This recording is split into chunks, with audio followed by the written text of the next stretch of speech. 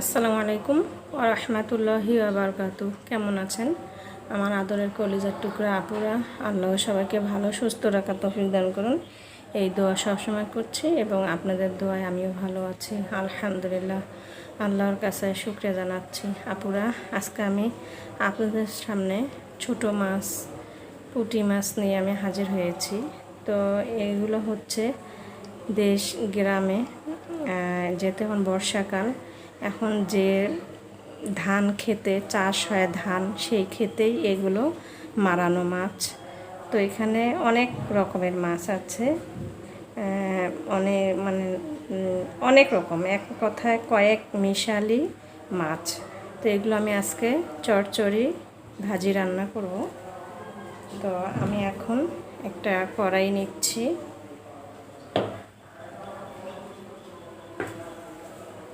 কড়াইয়ের মধ্যে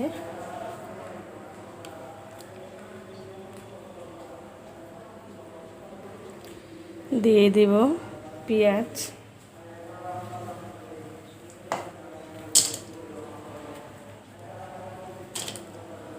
এখন দিয়ে দেব কাঁচামরিচ,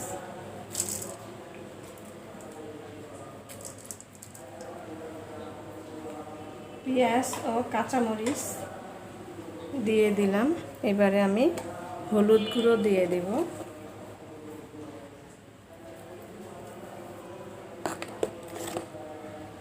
দিয়ে দেব শুকনো মরিচ গুঁড়ো। একটু ছোট মাছে একটু ঝাল ঝোল না হলে ভালো লাগে না।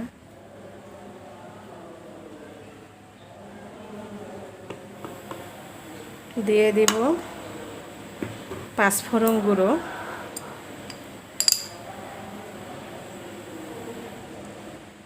এবং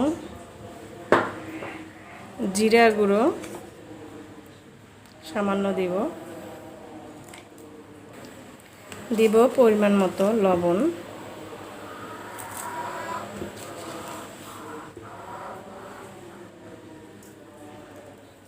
এবারে সরিষার তেল দিয়ে দিব,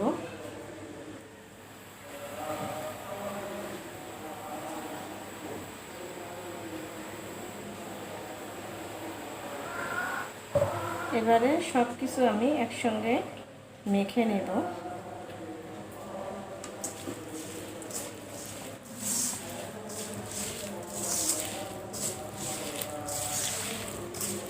আপুরা, এই ছোটো মাছ তো মেখে রান্না করতে হয়, হাতে মশলাটা যত মাখাবেন ততই টেস্টি হবে খেতে। দেখুন আপুরা, মাখাতে মাখাতে কেমন কালার হয়ে আসছে মশলাটা, মনে হচ্ছে যে আমি ভুনা করে নিয়েছি চুলাতে।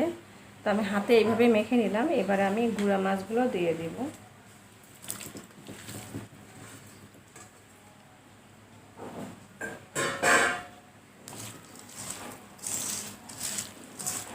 দিয়ে দেব ধনিয়া পাতা, সব একসঙ্গে দিয়ে দিচ্ছি।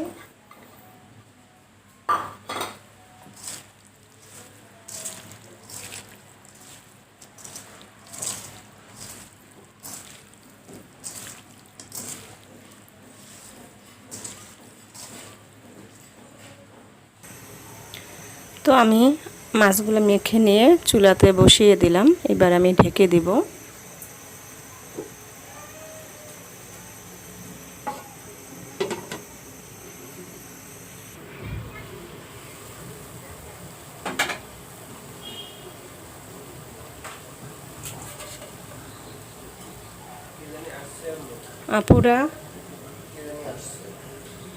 আপুরা মাছগুলো একদম ঝরঝরা হয়েছে এবং আশা করছি খেতেও ভালো লাগবে। তো আমি একটু নেড়ে চেড়ে দিচ্ছি, মানে পাতলা করে দেব।